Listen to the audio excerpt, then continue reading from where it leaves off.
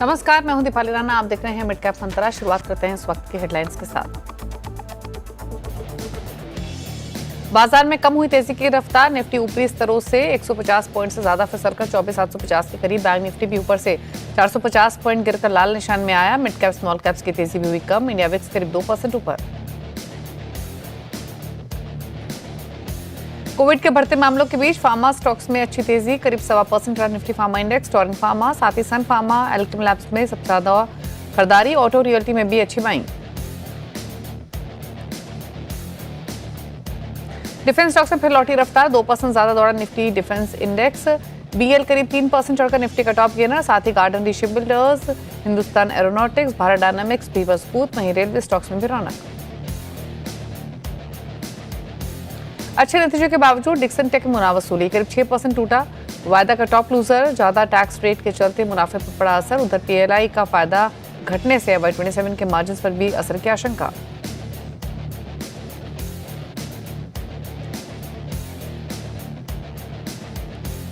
$10 discount पर block deal के बाद केपीआर मिल्स करीब 5% टूटा। 3.2% हिस्से के लिए 1 करोड़ शेयरों में हुआ सौदा। प्रमोटर की हिस्सेदारी बेचने की खबरें।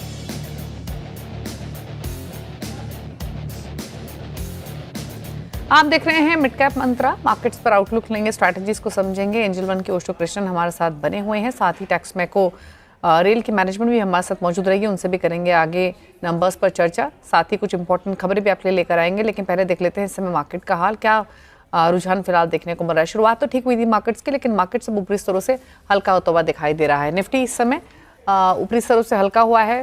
हल्की बढ़त के साथ ट्रेडिंग होते हुए दिखाई दे रही है। 90 पॉइंट ऊपर 24,773 के लेवल्स फिलहाल है, लेकिन ऊपरी स्तरों से थोड़ा सॉफ्ट हुआ है। अब थोड़ी सी वॉल्टिलिटी रिफ्लेक्ट हो रही है।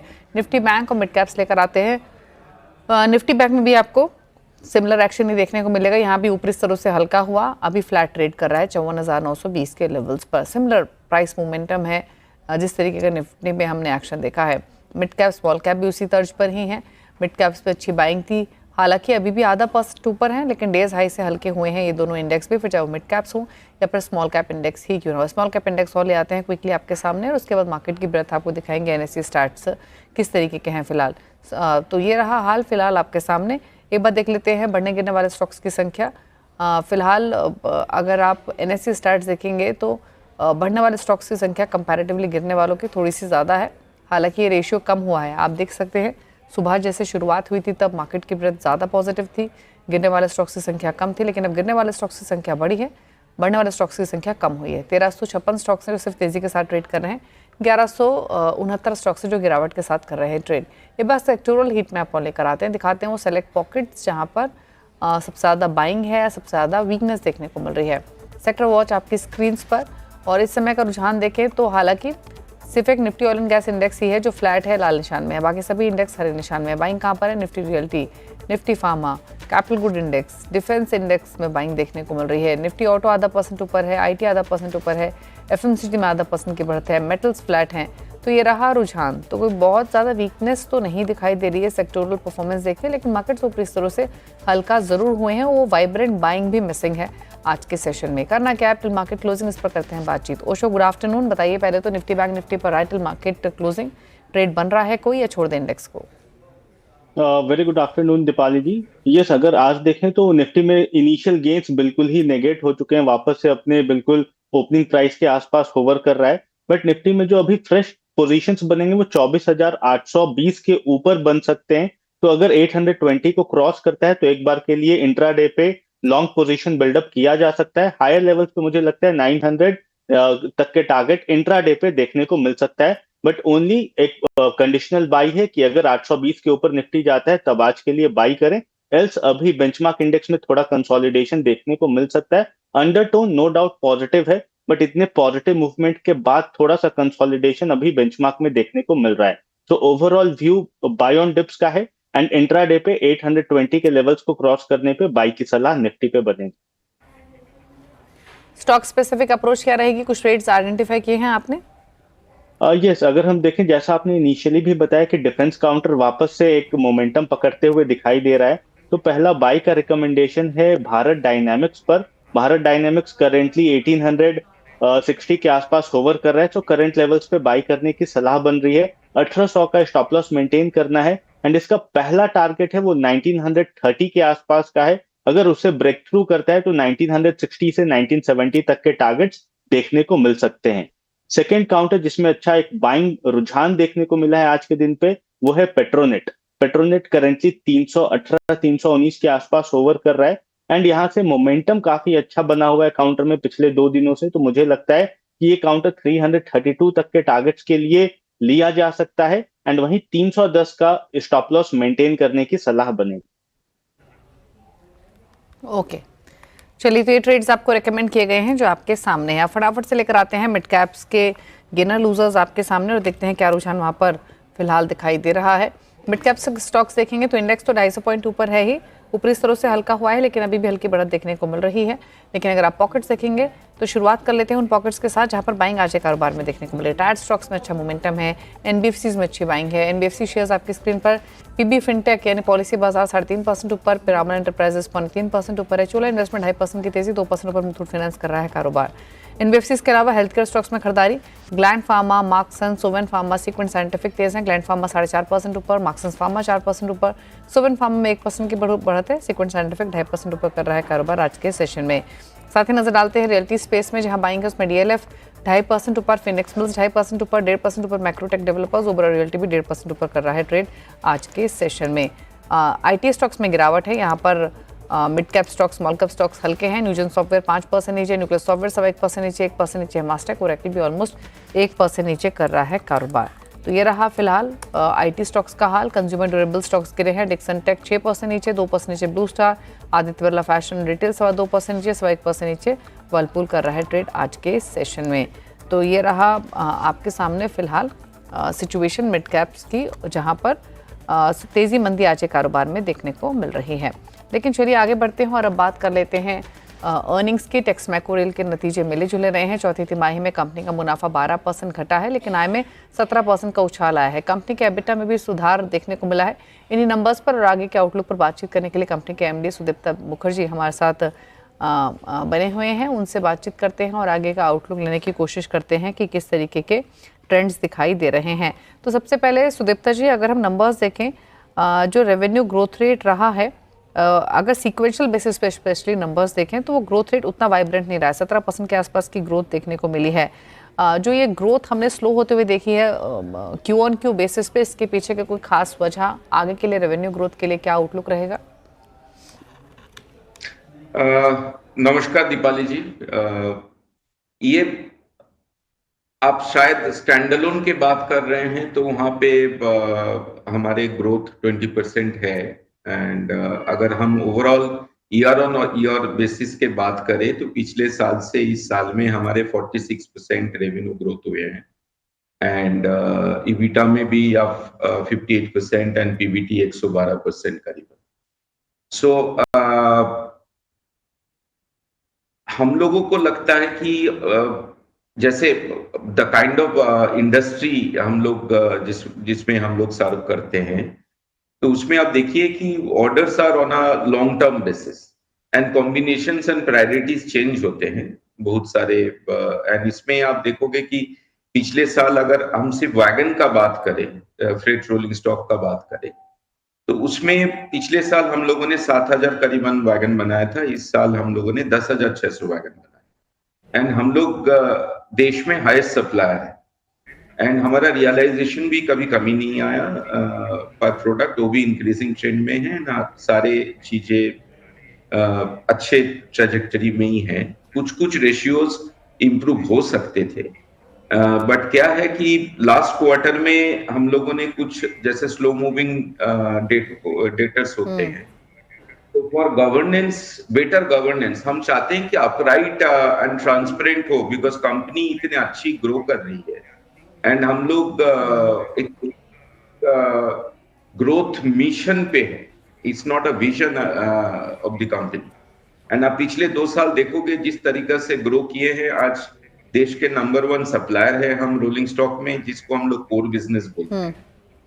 एंड अगर टेक्समैको की बाकी वर्टिकल अगर आप देख ले, तो उसमें हमारे इलेक्ट्रिकल इंजीनियरिंग डिवीजन है, हमारे रेल इंफ्रा है, and the component division, and Texmaco एक ऐसी यूनिक कंपनी है देश के, जो देश के अलावा अमेरिकन मार्केट में, यूरोप मार्केट में सप्लाई करते हैं। तो अभी जो इंटरेस्ट ग्रो किया है for India as a global sourcing hub and with हमारे जो capability which is acquired, and हमारे जो joint ventures है, American joint ventures, European joint ventures, Korean joint ventures, railway total system में लाइक ट्रैक इंफ्रास्ट्रक्चर सिग्नलिंग से लेके rolling stock तक हम ग्लोबली और देश में सबसे कैपेबल पोजीशन पे खड़े हैं।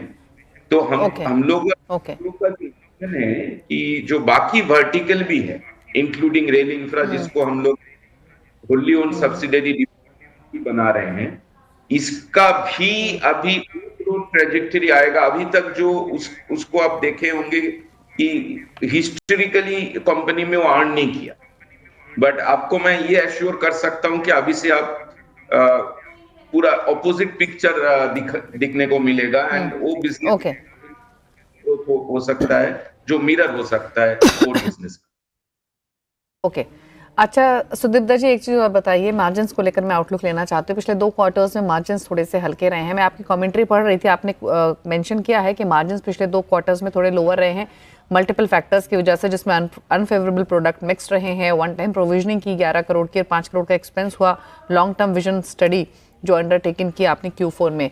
अब मैं अगर हम आगे का आउटलुक लेना चाहें, क्या रेंज रह सकती है मार्जिन्स की? इस क्वार्टर में मार्जिन्स कैसे रहे हैं? क्या एक्सपेक्ट करें ओवरऑल FY26 में मार्जिन्स ट्रैजेक्टरी कैसी रहेगी टेक्समैको की?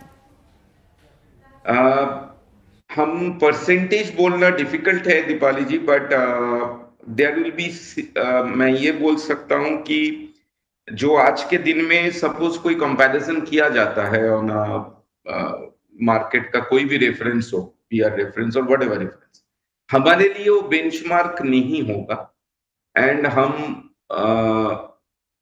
उसको भी क्रॉस करने का पोटेंशियल रखते हैं एंड उसी मिशन में है एंड इस साल सिग्निफिकेंट ग्रोथ आएंगे कुछ रेशियोज में। कोई एम तो होगा ना सर कि इतने मार्जिन्स अचीव करने की कोशिश होगी, गाइडेंस नहीं इन पर्टिकुलर, बट कोई सर्टेन टारगेट्स रखे हो आपने कि एटलीस्ट यहाँ तक जाने की कोशिश होगी हमारी?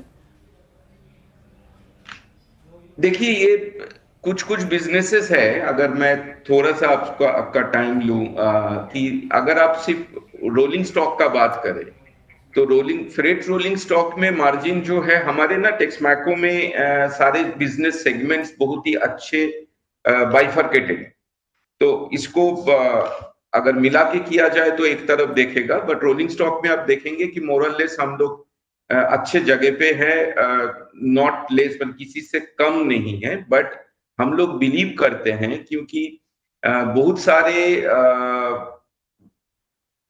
Cost and improvement and innovation पे बहुत सारे काम हो रहे हैं, उसमें भी हम सिग्निफिकेंट लीड लेंगे। सिर्फ ऐसा नहीं है कि हम हाईएस्ट सप्लायर बने रह जाएंगे, हम हाईएस्ट मोस्ट एफिशिएंट सप्लायर होना चाहते हैं इन दी कोर बिजनेस। बाकी जो बिजनेसेस है उसमें आपको मैं एक इंडिकेशन दे सकता हूँ, उसमें मान के चलिए कि 15 से 17% इबिटा में काम हो रहे हैं एंड जो हिस्टोरिकल प्रोजेक्ट्स थे वो सारे हम खत्म कर रहे हैं इस फाइनेंशियल ईयर में एंड उसका कोई लायबिलिटीज हमारे ऊपर नहीं रहेंगे उस हिसाब से। एंड जो अभी एरियाज में हम जा रहे हैं और जो टेंडर में पार्टिसिपेट कर रहे हैं, जो ऑर्डर्स बुक कंपनी में आ रहे हैं, those are all niche areas and हम लोग इसके नीचे कुछ भी नहीं देखना चाहते हैं, ना देख रहे हैं। ओके, चलिए, थैंक यू सर, आपने मार्जिन्स पर एक आउटलुक दिया, सारे वर्टिकल्स की परफॉर्मेंस के बारे में भी डिटेल्स शेयर की। थैंक यू सो मच आने के लिए, गुड लक आपको कमिंग क्वार्टर्स के लिए और आगे के प्लान्स के लिए। Thank you so much. Stock देखें तो एक आउट परफॉर्मर रहा है, अगर आप लॉन्ग टर्म रिटर्न हिस्ट्री देखें स्टॉक की, फिलहाल 156 के आसपास ट्रेड करते हुए दिखाई दे रहा है। रुक रहे इसी के साथ एक ब्रेक के लिए, ब्रेक के उस पर कुछ और खबरें तो वापस आते हैं। आप देख रहे हैं मिड कैप मंत्रा और रुक करते हैं कुछ और इंपॉर्टेंट खबरों की तरफ। आदित्य बिरला फैशन रिटेल की डीमर्जर की एक्स डेट कल है। डीमर्जर के बाद आदित्य बिरला लाइफस्टाइल यानी इस ब्रांड्स की अलग से लिस्टिंग होगी और डिटेल समझते हैं इस पूरी ही खबर की कंचन नौटियाल से। कंचन हमारे साथ मौजूद हैं, तो बताइए कंचन, ABFRL में डीमर्जर के बारे में और क्या डिटेल्स हैं, क्या बारीकियां हैं? जी डेफिनेटली, जैसे कि आपने भी मेंशन किया कि कल इसकी एक्स डेट है, जिनका इनका जो लाइफस्टाइल ब्रांड्स का बिजनेस है वो इनके रिटेल और फैशन बिजनेस से कल हमें अलग होता हुआ दिखाई देगा। और रिटेल और फैशन के एक शेयर पे आपको लाइफस्टाइल ब्रांड का जो एक शेयर है वो मिलता हुआ नजर आएगा। अब अगर हम इनके लाइफस्टाइल ब्रांड के बारे में यानी कि इसका वैल्यूएशन समझे तो इसको वो कुछ इस तरीके का है। सबसे पहले बात करते हैं कि कौन कौन से ब्रांड्स इसके अंदर आते हैं। लुई फिलिप्स, साथ में पीटर इंग्लैंड, एलन सोली और इसके साथ ही साथ वेन्यूसन जैसे जो ब्रांड्स हैं वो आपको लाइफस्टाइल ब्रांड्स के अंदर आते हुए दिखाई देंगे। कंपनी की अगर एनुअल कंपाउंड ग्रोथ देखी जाए तो उसका अनुमान लगाया जा रहा है करीब करीब 10 से 11% का। यही नहीं बल्कि कल अगर हम इसकी लिस्टिंग प्राइस की बात करें तो हो सकता है कि लगभग 210 से लेकर 215 के बीच में हमें ये लिस्ट होता हुआ दिखाई दे। यानी कि जो करंट वैल्यूएशन है उसका जो 65% हिस्सा है वो लाइफस्टाइल ब्रांड का है। अब बात कर लेते हैं इनके रिटेल और फैशन बिजनेस की। वहां पे जो हमें ब्रांड्स देखने को मिलते हैं वो देखने को मिलते हैं जैसे कि हो गया पेंटालून्स, तस्वा, बाकी के जो लग्जरी रिटेल है वो भी इनके रिटेल और लाइफस्टाइल के अंदर आते हैं। कंपनी देखिए इस टाइम पे लॉस में है, लेकिन उम्मीदें ये जताई जा रही है कि जो फिस्कल ईयर 27 है वहां पे अच्छा खासा परफॉर्मेंस देखा जाए कंपनी का। ये काफ़ी सारी ब्रोकरेज रिपोर्ट का कहना है। अब अगर रिटेल और फैशन के वैल्यूएशन की बात करी जाए तो डीमर्जर के बाद इसके माना जा रहा है कि 100 रुपये का शेयर हमें आता हुआ दिखाई देगा। यानी कि जो करंट वैल्यूएशन है उसका करीब करीब यहाँ पे ये है 35% की हिस्सेदारी। और जो एफएनओ ट्रेडर्स हैं वो ध्यान दें कि एबीआरएफएल के जो सभी एफएनओ के कॉन्ट्रैक्ट्स हैं वो आज से एक्सपायर हो जाएंगे। कल नए सिरे से जो कॉन्ट्रैक्ट्स हैं वो हमें लॉन्च होते हुए दिखाई देंगे और फिजिकल सेटलमेंट भी जो है आज लागू रहेगा। शुक्रिया आपका कंचन ये डिटेल्स बताने के लिए। तो स्टॉक फोकस में 270 पर ट्रेड करते हुए ओशो, क्विक कमेंट आपके इस स्टॉक पर? सी ओवरऑल काउंटर में एक हायर हाइस का पैटर्न शॉर्ट टर्म में बनते हुए दिखाई दे रहा है। अभी अपने शॉर्ट टर्म मूविंग एवरेज के ऊपर है, बट जब तक अपने 200 डे सिंपल मूविंग एवरेज के ऊपर नहीं निकलता है तब तक थोड़ा कॉशन रखना चाहिए। हायर लेवल्स पे नियरली 285 से 90 का एक बहुत स्ट्रॉन्ग रेजिस्टेंस है एंड लोअर लेवल पे सपोर्ट जोन इसका नियर अबाउट 260-65 के आसपास का है। तो इसी जोन में होवर कर सकता है काउंटर। इस रेंज को ब्रेकआउट करता है तब हमें वापस से रिव्यू करना होगा कि आगे क्या ट्राइजेक्टरी के साथ स्टॉक प्राइसेस मूव करते हैं। ओके, चलिए तो ये रहे स्टॉक पर राय। और फिलहाल देखें तो 270 के आसपास ट्रेड करते हुए दिखाई दे रहा है। अच्छा, टायर स्टॉक स्टॉप गियर में है। जेके टायर, सीएट, एमआरएफ अच्छी स्ट्रेंथ दिखा रहे हैं। रिसेंटली जो भी आउटलुक शेयर किया गया है इन कंपनीज की तरफ से वो काफ़ी ब्राइट है, हेल्दी आउटलुक है। और शायद यही वजह है कि जेके टायर के अच्छे नंबर्स के बाद से ये तेज़ी बनती हुई दिखाई दी। सीएट जैसे स्टॉक्स तो कंसिस्टेंटली आउट परफॉर्मेंस दिखा रहे हैं, लाइफ टाइम हाइस पर कर रहे हैं ट्रेड। चलिए रुक रहे इसी के साथ एक ब्रेक के लिए। ब्रेक के उस पार कुछ और खबरें, तो वापस आते हैं। आप देख रहे हैं मिड कैप मंथन। रुक करते हैं कुछ और खबरों की तरफ। उत्तर भारत में बढ़ती गर्मी ने लोगों के पसीने छुड़ा दिए हैं। ह्यूमिडिटी बढ़ने के चलते तापमान 50 डिग्री महसूस हो रहा है। कब मिलेगी लोगों को गर्मी से राहत? क्या रहेंगे मौसम विभाग के वैज्ञानिक डॉक्टर नरेश कुमार बता रहे हैं कि किस तरह की हालत आगे एक्सपेक्टेड है। सुनिए उनसे ये खास बातचीत।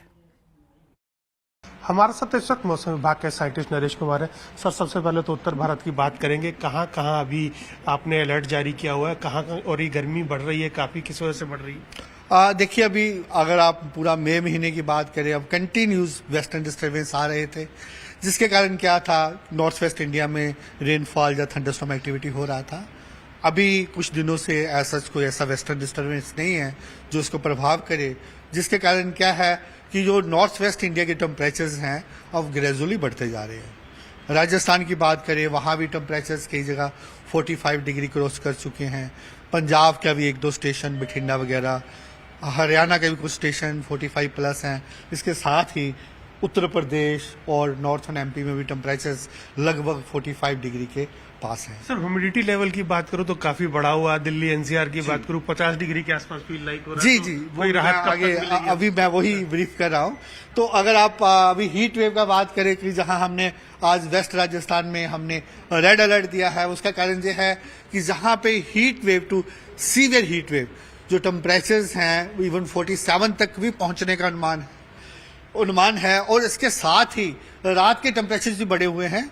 तो जिसके कारण जहां पे हमने क्या नाम है रेड अलर्ट दी है, उसके साथ बाकी एरिया पंजाब, हरियाणा और साउथ उत्तर प्रदेश, नॉर्थ मध्य प्रदेश, जहां भी जो टेम्परेचर्स दिन के भी बढ़े हुए हैं और रात के भी बढ़े हुए हैं, वार्म नाइट भी है और हीट वेव भी है, तो ये आने वाले सिनेरियो 3 दिन ऑलमोस्ट ऐसा ही रहेगा, उसके बाद इसमें ग्रेजुअली इंप्रूवमेंट आ जाएगा। अच्छा सर, ये आपने महाराष्ट्र और ये जो एरिया है कोंकण एरिया, इसके लिए भी आपने रेड अलर्ट जारी किया है, क्या वहाँ पे स्थिति है? हाँ बिल्कुल, आपने देखा, इसके लिए हमारा स्पेसिफिकली कोस्टल कर्नाटका और कोंकण गोवा के लिए हमारा रेड अलर्ट है। उसका कारण क्या है कि जहां ईस्ट सेंट्रल अरेबियन सी में एक सर्कुलेशन बना हुआ है जो आने वाले 12 घंटों में लो प्रेशर बन सकता है और इसके बाद आने वाले 36 आवर्स के बाद वो डिप्रेशन बन सकता है और इसका मूवमेंट क्या है कि वो नॉर्थवर्ड रहेगा। उसके प्रभाव से क्या है कि जो पूरा का पूरा वेस्ट कोस्ट है वो ज्यादा एक्टिव रहेगा, इसमें काफी ज्यादा रेनफॉल होने का अनुमान है। चलिए, तो ये आपने सुनी पूरी बातचीत। चलिए, इसी के साथ इस शो को समेटने का भी वक्त हो गया है।